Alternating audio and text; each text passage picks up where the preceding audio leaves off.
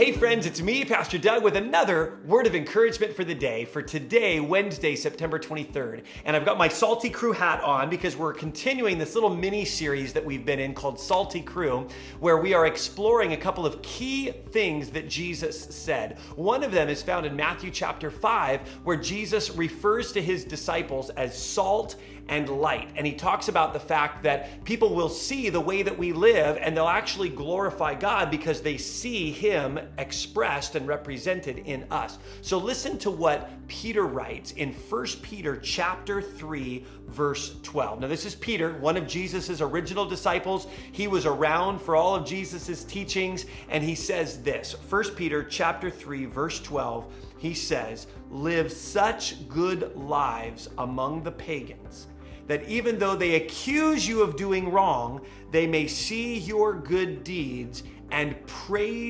glorify God on the day he visits us." A couple of things that I want to point out about this. Pagan isn't a word that we use very often, but in Peter's time, it would have just referred to anyone who wasn't a follower of Jesus.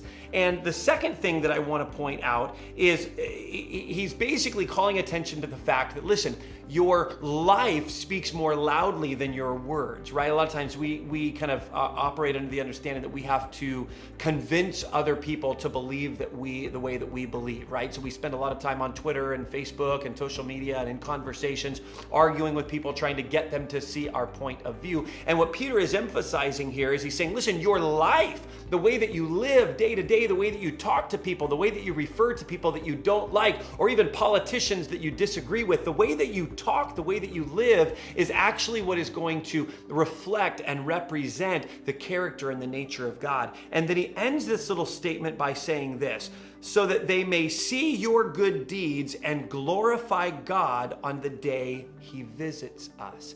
And if you remember what Pastor Scott talked about this last weekend, you'll think, that sounds kind of familiar. Yeah, because it's taken from Jesus' Sermon on the Mount in Matthew 5, where Jesus said almost the same thing. He said, in the same way, let your light shine before others so that they may see your good deeds and glorify your Father in heaven. So friends, today, may you walk in that light. May you reflect and represent God in all that you say and all that you do, so that the people that are watching you see God in you and end up glorifying him as a result. Have a great day, and we'll see you tomorrow.